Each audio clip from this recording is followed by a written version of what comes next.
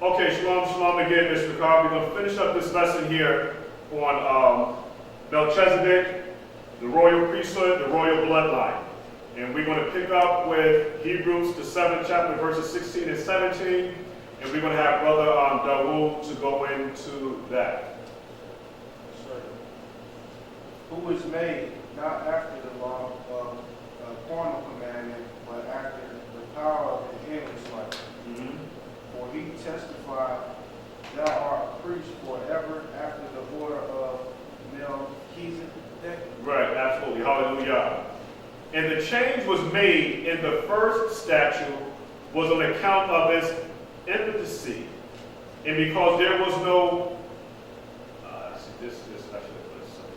But the change that was made in the first institution was on account of the powerlessness and because the prophet was not in it.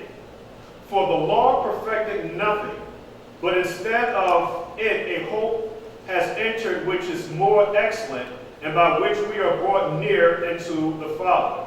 So again, the Mashiach dying, and knowing what the Mashiach actually died for, he's talking about the covenant that he made with Abraham, Isaac, and Jacob. He is not talking about the Levitical or the law of the book of the law. That's not what he's talking about here. All right? Because when Abraham was called righteous, right? The word righteous is the Hebrew word Zadok. Abraham was called a Zadok. That Zadok, that royal bloodline there, is taking us back into the Melchizedek order.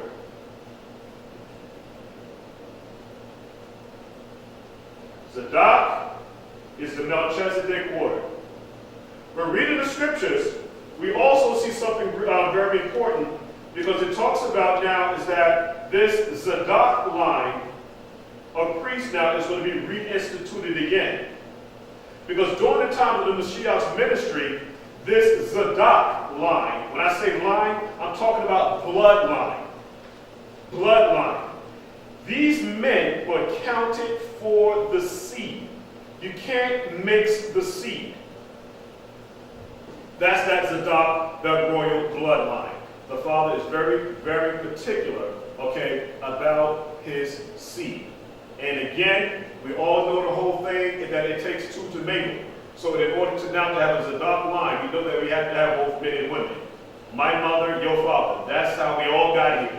That's basic geometry. I mean, not even geometry, but arithmetic. We all know that. Verse 19. That's 19. For the law perfected nothing, but in the place of it were come in a hope, which is better than it, by which we draw near to the Father. And he confirmed it to us by a promise, an oath. For they became priests without an oath. Very, very important. The Levites became a priest without an oath. This was imposed on us, all right, until the time of Reformation. But for they became priests without an oath, by this man, by an oath. And he said it to him by David. Dawood, David is so important. A lot of people don't like David, but David is so important because even David was considered righteous. David was also of that Zadok, that Melchizedek bloodline. Like we had talked about last week, the first Melchizedek was who? Right, Adam. After Adam was who? What? Right, Abel. It was Abel. And then we have Seth, right? Because when Abel died, the Father said, like we had talked about last week, the blood of righteous Abel crieth out to me. When you read that in Hebrew, it's talking about the Zadok, that seed. So the blood or the seed line, just like it tells us in the book of Genesis 3:15, the job of Satan or Hashatan now is to crush the head of the righteous. Abel was righteous. So once we have this situation now where Cain killed his brother, the royal bloodline, the lineage stopped. It stopped. but according to Scripture, the seed must continue. So when Abel died, the father gave Adam and his Isha, Lord, my mother, gave him another son, Seth, continued the bloodline. It's all about the bloodline. This is the reason why my Isha and I do like watching a lot of movies, King Henry VIII, The White Princess, Reign, these movies right here, because they show the importance of how the bloodline, the seed, must continue. You can't stop the bloodline. And I'll leave it there for now. Verse 21. Yahuwah has sworn and would not lie. Thou art a priest forever after the likeness of Melchizedek. By all this is that a better covenant of which Mashiach is the sponsor. The Mashiach is the representative. He's the presenter now of a better covenant, not the Levitical priesthood, but of the book of the covenant is what we're talking about. And they as priests were numerous because they were mortal and were not permitted to continue. But this man, the Mashiach, because he standeth up forever, his priesthood does not pass away. His priesthood does not pass away. And he is able to, 25, for he is able to save for eternity them who approach by him unto Yahuwah, for he liveth through all time and offered up prayers on our behalf. On our behalf. So now, just like I always talk about in the classes that I do, this is like a court scene, okay? We have the prosecutor, now we have the defense attorney. The prosecutor, which is Hashatan, he's accusing us before the Father night and day. These Negroes broke the commandments. I have to use that word, all right? You broke the commandments. And according to the law, statutes, and commandments, you're supposed to die. We have now our defense attorney, which is the Mashiach. And the Mashiach is saying, listen, you know what? Through this Melchizedek, this bloodline order here, is that through me, and once you understand the bread of life, and understand the reason why the Mashiach did not drink of the first offer of wine, but the second, is because I want everybody to know that, listen, through my blood, and through me dying, and me not drinking of the myrrh, I'm now taking on your sins, and I can now be an advocate for you. Matthew 26:26. It's Dawood, if you can get that for me, please. Watch how important, again, this Melchizedek order is. Okay, this is top of the line allegiance to the Father. Matthew 26:26. And as they were eating, Yahushua took bread and blessed it and brake it and gave it to the disciples and said, take, eat, this is my body.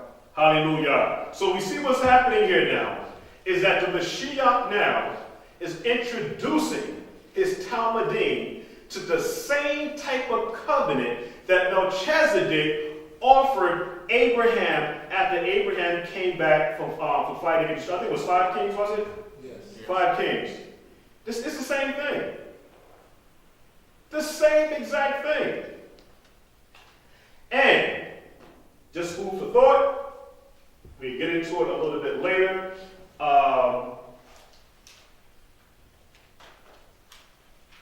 Genesis, the 14th chapter.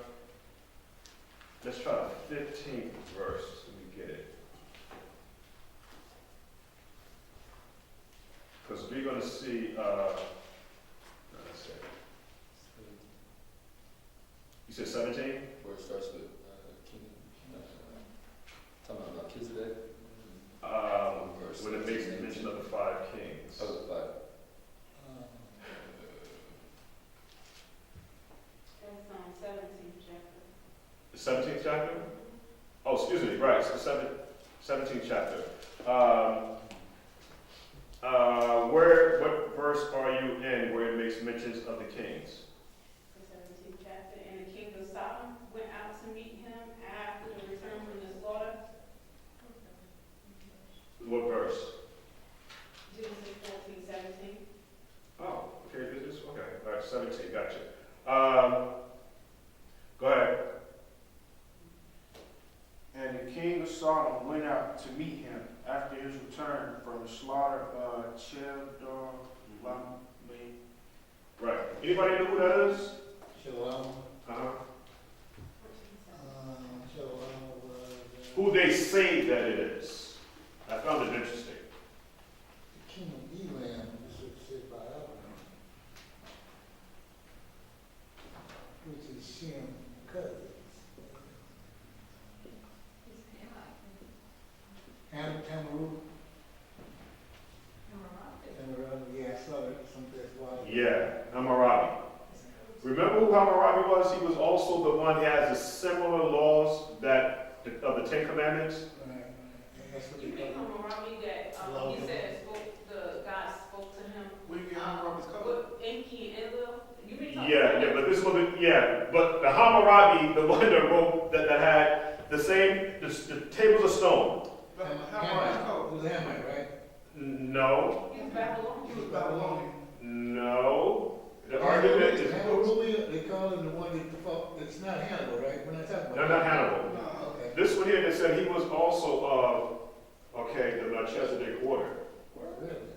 And the argument is that another reason why Melchizedek came to Abraham is because when he was killed, in order to bring back that royal order, Abraham was not introduced into that Melchizedek order. And again, I can share some of that with you, but I just found it very interesting. Why was he defeated by Abraham? They remember the whole situation where they took Lot, and then Abraham actually, what he did now, and this is where it gets real interesting. Okay, I'll tap into it real quick. We see that Abraham, okay, Lot was taken, and one of the men that was taken during that whole mix-up there, he escaped, told Abraham, they said, listen, you know what, they've taken also Lot, And and his whole family. right, exactly. So we see something very, very interesting. It said that Abraham trained 316 of his armed men. Now, what we've been seeing on TV is not the same description that we see in Scripture. We don't see, in TV, we see this old scraggly man, barely have a place to live. But this man had here 316 officers. All right? And to have 316 officers, that means that you had to pay 316 officers. 316 officers now, these men had war materials. They had shields, bucklers, horses, they had all of these things. And what happens now, usually, when you have officers, guess what you have with officers? You have men that are under the officers, because the officers, they orchestrate the battle. So hypothetically, if there's 316 officers, and let's say that each officer had 50 men under him, we have 0, 0, 0, 0, 30, 5, 8, 8, 0, 0, 8, 8. We have at the least 8,800 men that Abraham was able to muster up, all right, to get his son, his nephew back alive. And now, with all of that now, we already know that Abraham was a very rich man. Very, very rich. And my argument is this: to take care and maintain, okay, let's say 3,000 men. All right? That takes a lot of provision and money, okay, to set forth an army to go against 5 kings and win the war and bring back tithes. But these tithes now did not come from the war that he had with these 5 kings. Because Abraham said, listen, you know what? It's not going on my record that you made me rich. Abraham took tithes of his own money and paid those tithes, I'm not going to say money, but his own goods, and paid them to Melchizedek. I found that very interesting. So again, this image that Hollywood is showing us now of this poor beggarly man is not the same man I see in Scripture. No. All right? So I just wanted to bring that out. And again, Abraham was able to call up a confederate. Just like they do today in the White House. If there's a problem, they want to go to war, they go to the United Nations, and they sit down with all of the leaders and say, listen, you know what, we want to go to war. That's the same thing that Abraham did. He called up his friends, his buddies, his homeboys, whatever. They got together and said, listen, you know what, I'm ready. Let's go do this. I got you. All right? But again, that's another story that I just found it interesting. I mean, just through the research, there's a lot of arguments that are saying that this guy was actually Hammurabi. I found it very interesting.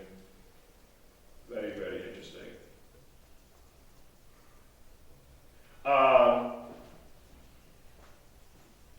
Excuse me, we're in Hebrews, right?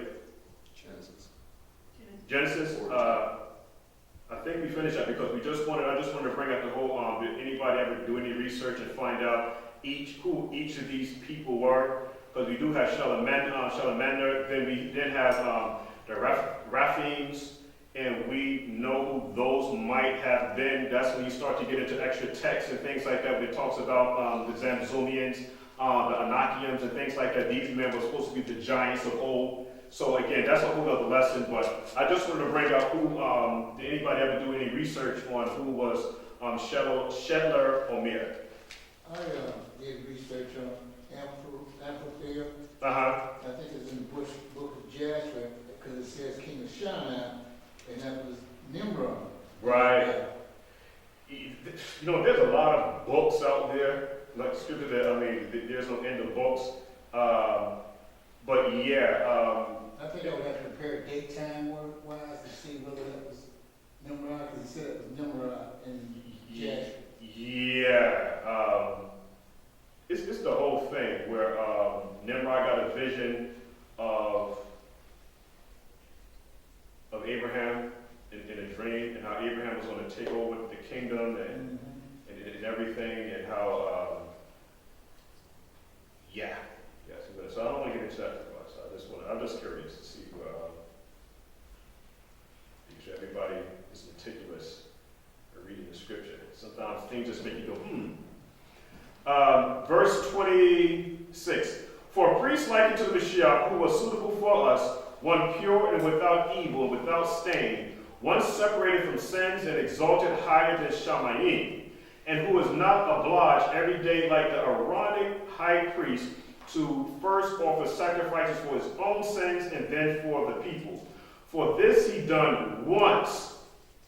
Once. That is very, very important. We have the Father now intervening for us before, when we descend with the golden calf, and he intervened for us, and he instituted the Levitical priesthood. He sent his son, the heir.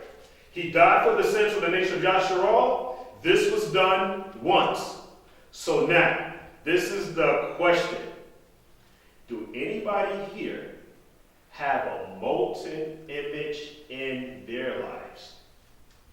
Meaning now is that, is there something that you can't do? Okay, because we always look at this molten image as a literal, it was a literal molten image, but a lot of us have molten images in our lives. Where, listen, I just got a house, so I'm not going. I'm not doing it. Not doing it. I just got a job, I just got a raise, whatever the case might be, there's always a stumbling block in our lives that's going to stop us from committing ourselves fully to Torah. So the question now becomes are you now that whole burnt offering? Is there a golden calf in your life that's preventing you now from submitting to the Father? And the reason why I ask that Because less than 3 weeks, we have the rehearsal of the marriage all over again. It's right around the corner.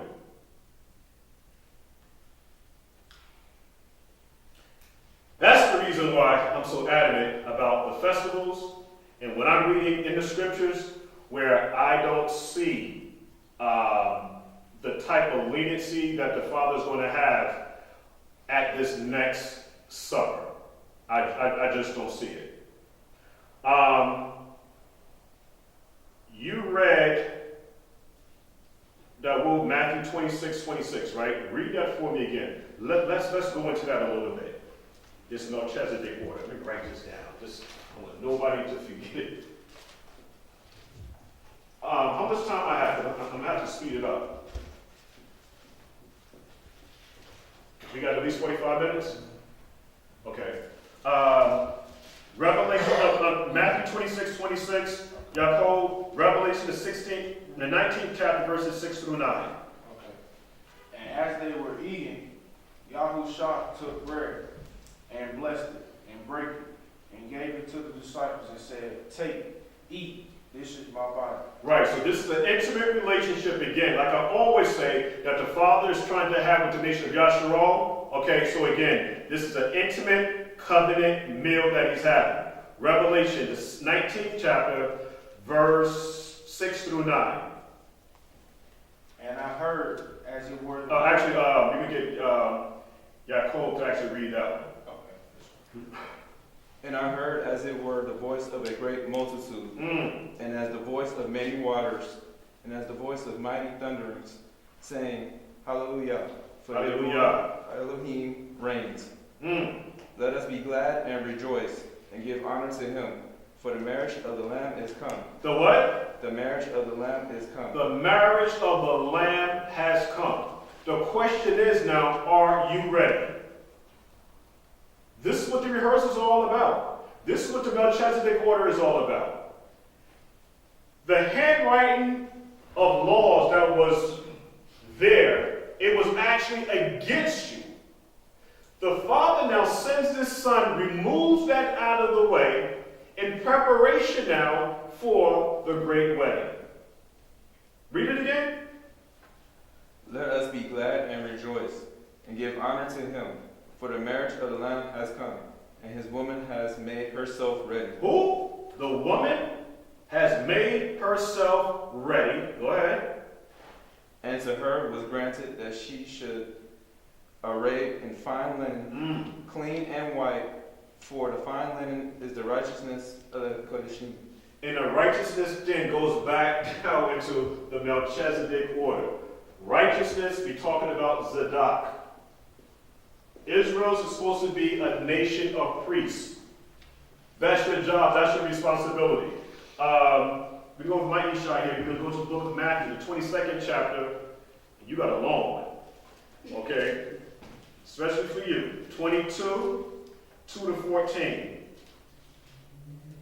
And we're going to have Korah. Okay? We're going to Bereshit 14, 18. But Matthew 22, 2 to 14. And Yaakov, you did a real good job. All right, you do a good job in reading, but I just want to let you know, I felt that energy, that ruach. Your reading this time is a lot different. I mean, I really felt the energy there, so that was really important. Okay, so Yashra'al 22, 2 to 14. The kingdom of heaven is like unto certain king, which made a marriage for his son. Mm-hmm. So the king would be who? Yahuwah. Right. And sent forth his servants to call them. Who are the servants?